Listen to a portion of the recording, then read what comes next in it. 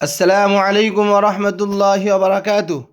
সম্মানীয় সুধী, আজ জুমআর দিনের ফজিলত সম্পর্কে হাদিস বর্ণনা করছি।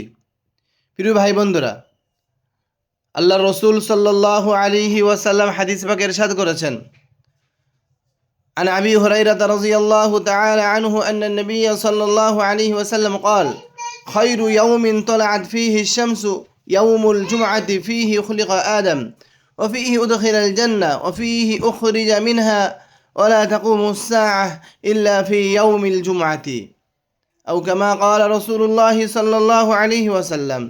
হযরত আবু হুরায়রা রাদিয়াল্লাহু তাআলা আনহু হতে বর্ণিত, রাসূলুল্লাহ সাল্লাল্লাহু আলাইহি ওয়াসাল্লাম ইরশাদ করেন, সূর্য উদিত হয় এমন সকল দিনের মধ্যে শ্রেষ্ঠ দিন হলো জুমআর দিন।